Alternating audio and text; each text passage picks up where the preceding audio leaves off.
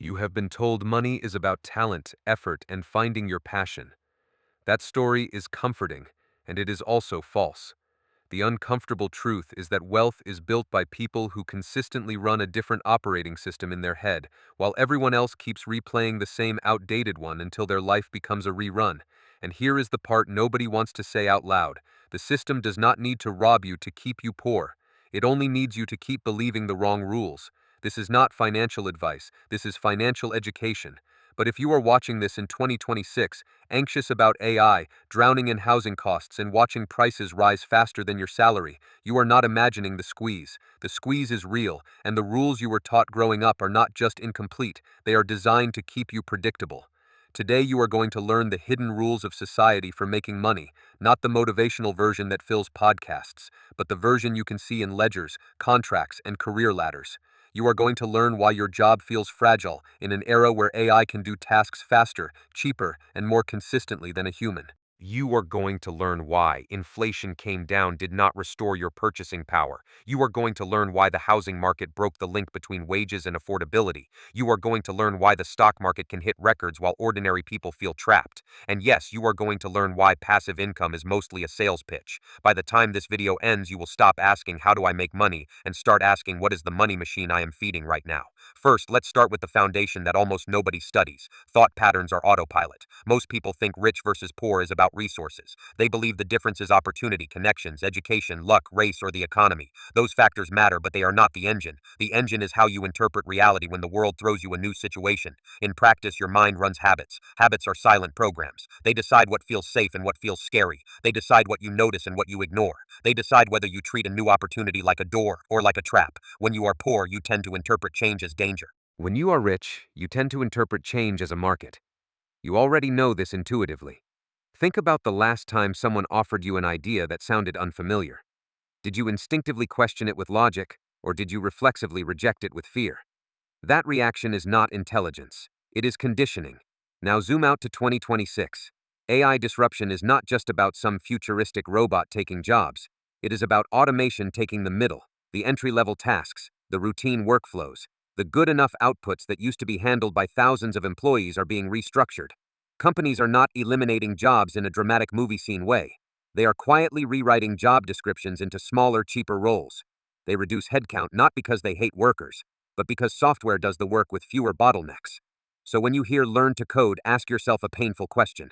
Who taught you that, and what happened to everyone who followed it?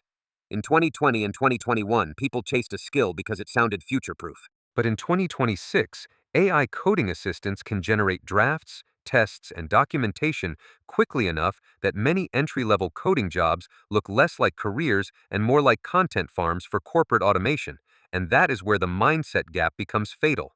If your habits tell you new tools are threats because threats mean you could lose, you will avoid learning fast enough to remain employable. If your habits tell you new tools are markets because markets create leverage, you will train yourself to work alongside automation instead of fighting it. Here is a micro story. Picture a 32-year-old nurse named David. He worked nights, saved a little, and believed the plan was simple. Show up, do your job, maybe pick up overtime, then someday move into a better role. Then hospital scheduling software started pairing with AI forecasts. It reduced the need for extra float pools. It made David's extra shifts less available. He felt betrayed because he thought hard work automatically buys stability. David did something most people do at this moment. He blamed the employer. He blamed bad management. He blamed the economy. He did not blame his own habits. He kept using his old mental model. More effort equals more security. That mental model is a habit, and habits are what keep you stuck long enough for the window to close. Now here is the contrast. A different nurse in the same system, 34-year-old Maya, noticed the change and asked a different question. If scheduling is changing, what else is changing? She found that patient navigation roles were shifting toward software-supported coordination. She moved early. She trained in the workflow. She positioned herself as someone who could translate between clinical reality and automated systems. She did not need to outwork the machines. She needed to outadapt the schedule. Same industry, same stress, different operating system. And yes, the outcomes diverged quickly. So rule number one, the dark one, is this. Poverty is often not the absence of opportunity. Poverty is the presence of a mind that cannot process opportunity in real time. You might also have noticed something else. People who stay poor often try to solve new problems with old answers. They think it is being practical. It is not practical, it is autopilot. And here's where the story gets truly ugly. Because the world is not neutral. Your financial reality is being shaped by interest rates, inflation, and asset pricing, and your habits determine whether you benefit from those forces or get crushed by them. In 2026, the Fed's job is not to comfort you. It is to manage inflation and the overall stability of the financial system. When the Fed raises interest rates, it cools borrowing. That tends to slow some parts of the economy.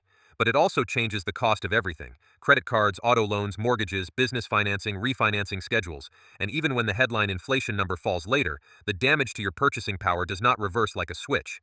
Many people experienced the same pattern. Prices rose from year to year, their wages lagged, and they told themselves that it would normalize. Then they heard the phrase, inflation is coming down. They imagined their life would feel normal again. It did not. Their salary buys less than it did in 2019, and rent, food, insurance, and healthcare kept their grip. According to Federal Reserve data on inflation and wages, average households have had to stretch budgets for years.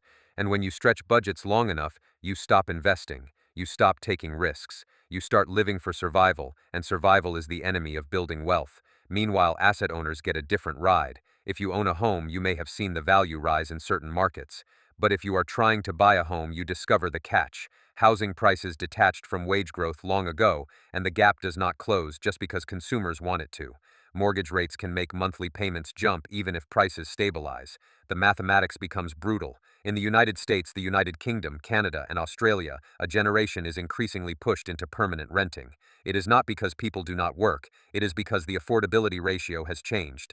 A home stopped being an ordinary purchase and started being a financial product. And in this environment, your habit decides whether you treat your life like a debt machine or a leverage plan.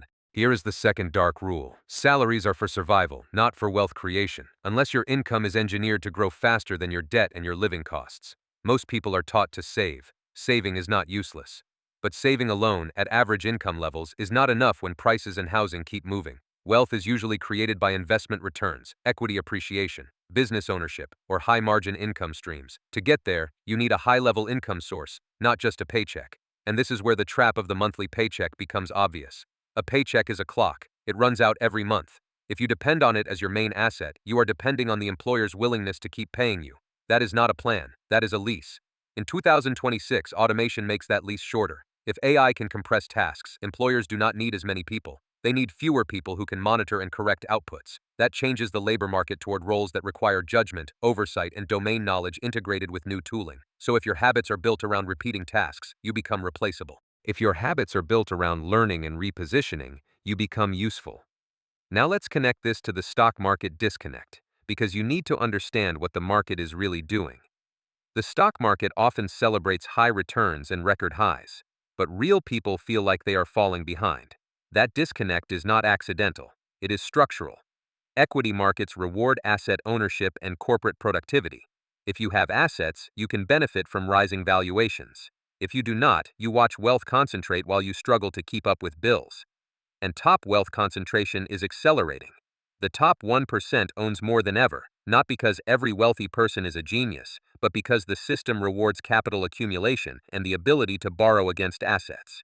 When interest rates change, asset owners shift their strategies. They refinance, they capture opportunities, and they invest during downturns. Ordinary workers are still paying for the past, often with high interest debt. So while you are saving for a future that keeps getting delayed, the rich are moving capital around to harvest the future in advance. Here comes the third dark rule. The money system is not trying to make you money. It is trying to make you predictable. In corporate finance terms, that means you are categorized as a risk profile, a customer segment, or a labor cost. In personal finance terms, it means your choices are nudged toward behaviors that keep you spending, borrowing, and staying employed at a wage level that never gives you enough leverage to opt out. Credit card rewards, subscription bundles, buy now, pay later options, paycheck advances, and even the way social media sells identity are all part of the same behavioral economy. It is not just marketing, it is an optimization engine that extracts value from attention and timing, and that is where the fourth rule becomes painful. You are being sold the feeling of progress, not actual financial progress. Social media is full of passive income stories. Most people make $0 from content, not hypothetically, literally. They post anyway. They chase views, they chase sponsorships, they chase the illusion that if they build an audience, money follows. Some people do earn, but the majority are unpaid entertainers with a chasing hamster wheel. In 2026, the creator economy is more competitive and more automated. AI can cut editing time, generate thumbnails, and draft scripts. That means the barrier to making content is lower, but the barrier to earning income is higher because supply exploded. The market is saturated with creators, while ad revenue and brand budgets are concentrated. So when you see someone projecting financial freedom like a movie, remember the rule: the story is the product, not the income. Most people are one emergency away from bankruptcy, not because they are irresponsible, because their financial buffers are thin. In high-cost cities, even a small medical bill or job interruption can destroy months of progress, and that is not an edge case. It is the normal risk of life in an economy where wages lag costs. Now here is where the hidden rules turn into something you can use. If you want to stop being a victim of autopilot, you have to rewrite how you think about transactions. Money is transaction power, not vibes, not morals, power. The original transcript talks about rich and poor as different systems. Let's make it concrete with how you behave in meetings, in negotiations, in career moves, and in relationships. A poor habit is treating value exchange like it is optional. People who struggle often assume that if they work hard, kindness should be rewarded automatically. That is a child's model of society. Adults don't live on kindness. Adults live on exchange. A rich habit is acknowledging exchange and designing it. They do not pretend money is evil. They treat it as fuel. In negotiations, the poor ask, "How much can I get?" The rich ask, "What can I make happen?" The poor focus on being fair in a vague emotional sense. The rich focus on being fair in a transactional sense: pricing, timing, guarantees, costs, and outcomes. And here is the fifth rule, the one that changes how you operate immediately. Spending is not the same as paying.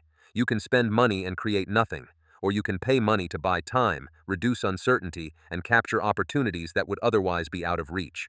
Time is money, but not in a motivational way, in a mechanical way. The more you waste, the more you lose compounding time. The more you delay, the more costs rise. If you are always figuring it out, you are paying with months you will never get back. So how do you avoid wasted time? You learn to say no to non-profitable distractions. And in 2026, distractions are engineered. Algorithms reward attention, not outcomes. Your feed does not care about your retirement. Your feed cares about whether you keep watching, and your calendar becomes a mirror of your priorities.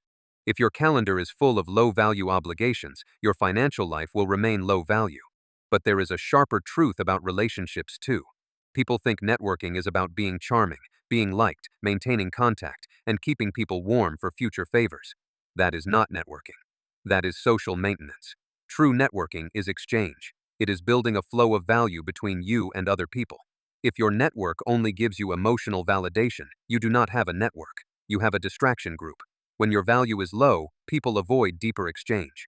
When your value is high, opportunities appear because someone wants what you can deliver. That sounds cold. It is also true. Now we have to address something you were probably taught to ignore: money talk. People who fail financially often avoid financial conversations. They fear judgment, they fear conflict, they fear being seen as greedy. But the hidden rule is this: if you never discuss money, you never define the terms of exchange, and if the terms are undefined, you always end up as the smaller party in the deal. In 2026, that matters more than ever because many systems now operate quietly through data. Insurance companies price your risk based on your location, your medical history, and your behavior. Employers screen based on your digital signals. Lenders evaluate your profile instantly. In a world of automated screening, silence is not neutrality. Silence is a disadvantage. Now let's connect this to AI and the fear people have. You probably know someone who is scared of being replaced. You might even be scared yourself. But the deep problem is not the replacement. The problem is the narrative you tell yourself about replacement. If you believe the story that AI steals jobs from people like me, you will freeze, you will wait, you will hope. You will spend your energy complaining instead of adapting. And while you freeze, the labor market moves on without you. They knew how to restructure work before you felt the impact. Companies are not improvising. They are executing roadmaps. So here is the sixth dark rule. When change arrives, strong people adapt instantly, not emotionally. Negative energy is not a philosophical concept. It is a productivity killer. When you are angry or hopeless, you stop learning, you stop applying, you stop planning, you become passive, and passive becomes unemployed eventually. Adaptation is not optimism. Adaptation is action under discomfort. Here is another micro story. Imagine a man named Carlos, 41, who worked in customer support. His job used to require him to understand context and write explanations. Then a company deployed AI assistants that drafted answers. Carlos was told his role would transition. What that meant in practice was that the company could now handle the same volume with fewer staff, because the AI wrote first drafts and he reviewed. Carlos did what many people do when they feel threatened. He complained. He requested job security. He tried to negotiate higher pay for the same tasks. But his strategy was built on emotion, not on positioning. Eventually, he was replaced by someone who had learned how to train the system, how to write better prompts for edge cases, and how to manage escalation pathways. Carlos was not stupid. He was late. He used old habits against a new machine. Now compare that to a person named Hannah. She started by tracking the failure points of the AI outputs. She created a small internal playbook. She documented the edge cases where customers got confused. She asked for the chance to lead improvements. In a world where AI can produce outputs, the real asset becomes judgment and process design. Same stress, different operating system. And yes, the difference was not personality, it was habit. Now we can go deeper into why this leads to wealth outcomes, and why the rules of society are not written on paper. They are enforced by incentives. If you want money, you need to understand the hidden pricing of life. Everything has a cost. Everything has a price tag, even if it is not labeled. Time costs money. Risk costs money. Uncertainty costs money. Delayed action costs money. And refusal to pay costs money too, because someone else charges you with a higher interest rate, a worse job offer, a lower credit line, or a worse insurance premium. This brings us to a seventh rule that is dangerously simple. You can avoid paying, but you cannot avoid the cost. People who chase shortcuts are not just naive, they are practicing avoidance. They refuse to pay with effort, with education, with uncomfortable conversations, with inventory of their weaknesses, with the quiet grind of consistency, and when they refuse to pay, the universe charges them later, often with compounded interest. This is why small decisions matter more than people realize. If you carry high interest debt, you are paying a tax on your future. If you rent forever without building any equity, you are paying rent to someone who is building equity. If you invest too late, you lose time.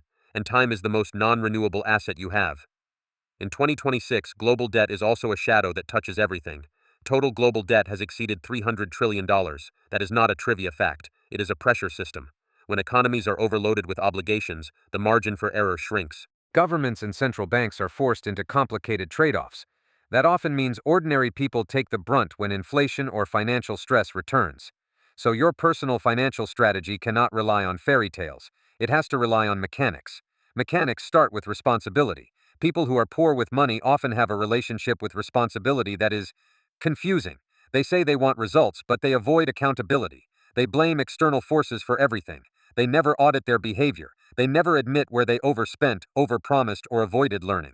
This is where the eighth rule enters. Responsibility is the root of outcomes. Experience matters, but responsibility matters more. Competence without responsibility becomes excuses. Responsibility without competence becomes effort. But responsibility combined with learning becomes results. And in a world where AI is reshaping roles, responsibility is your shield. Because if you take responsibility, you keep your agency. You look at what you control. You learn what the machine is doing. You update your skills. You build evidence. People who refuse responsibility wait for someone else to save them. They wait for politicians, for employers, for the Fed, for the market, for a miracle, but the system does not owe them a miracle. Now we need to address another part of the transcript that sounds philosophical but is actually practical. Thinking in layers, it suggests evaluating actions, listening for words, and using intuition. In modern terms, that means you observe outcomes, you analyze incentives, and you detect patterns quickly. You can see this in hiring and in investments. If someone promises returns without describing risk, you are looking at incentives. If someone sells you a method but cannot show how it behaves under stress, you are looking at performance theater. If someone avoids discussing money terms, they might be hiding leverage. People who are financially healthy are not always smarter. They are simply more willing to see what is in front of them. They do not hide behind complicated language. They do not treat everything as a mystery, and they do not get trapped by emotional noise. Here is the ninth rule: forget emotion, or at least demote it. Emotion fluctuates, the market fluctuates. Interest rates fluctuate. Your job situation fluctuates. Social media outrage fluctuates. The key is to make decisions through a stable process. If you are constantly changing your mind because someone posts a hot take, you will always be behind. You will also become easy to manipulate, because manipulators feed on volatility. In 2026, manipulation is everywhere. It is in ads, in influencer narratives, in AI will make everyone rich fantasies, in crypto branding that pretends the rules do not exist, and especially in communities where people promise liberation from banks while quietly relying on institutional pipelines. Because the crypto dream was supposed to be decentralized freedom. In reality, regulation tightened, exchanges consolidated, and institutions got bigger. In many cases, banks and large asset managers hold more crypto than retail investors do. So when people sell crypto as